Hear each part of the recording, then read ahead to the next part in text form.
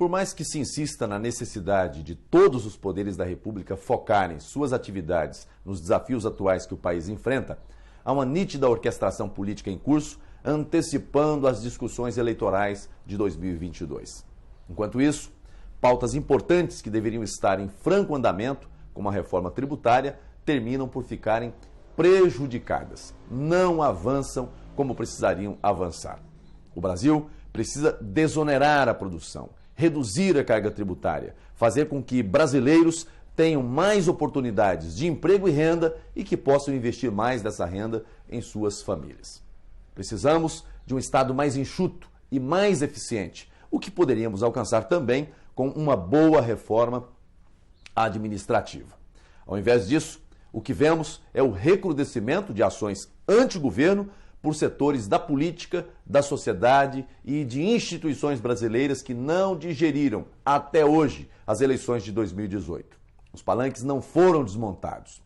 O mais incrível é que, em nome de bandeiras políticas e ideológicas, observa-se a união de espectros anti-antagônicos, que ignoram até mesmo terríveis manchas de corrupção de um passado recente, tudo em nome de um objetivo comum. Querem desidratar o atual governo, desestabilizá-lo e criar, se for possível, alguma esperança de retomada do poder em 2022. Ainda que depois das eleições, esses espectros políticos e ideológicos voltem a se situar em espaços distintos, por ora se fazem gemelares. São cúmplices de um mesmo movimento, no qual esperam poder gestar seus sonhos de retomada ao controle dos rumos da política, da cultura e dos demais engenhos sociais.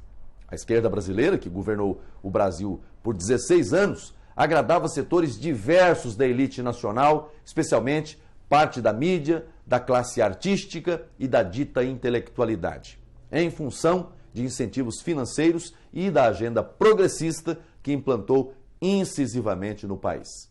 As eleições de 2018 representaram uma ruptura nesse processo degenerativo imposto à sociedade nacional, que tinha forte presença, especialmente nas áreas da educação, da saúde e do serviço social.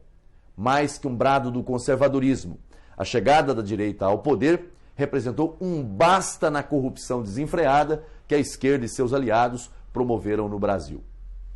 Todo brasileiro sabe do assalto que foi feito em estatais e ministérios deste país. Só do BNDES, o Tribunal de Contas da União já estimou em mais de 21 bilhões de reais o total desviado. Da Petrobras, foram mais de 48 bilhões somente em 4 anos, de 2014 a 2017. Espanta, portanto, como o sentimento de verdadeira revolta com a decisão democrática de 2018 seja tão forte ao ponto de unir setores antes tão opostos uns aos outros. Agora, os ditos movimentos sociais controlados por organismos de esquerda fazem a cena de irem às ruas, enquanto integrantes da mesma esquerda, que têm assentos em bancadas da imprensa ou de outros postos de influência, fazem coro para darem a impressão ao país que realmente existe uma grande insatisfação popular. São membros de um mesmo time. Apenas estão em posições diferentes, jogando o mesmo jogo de poder.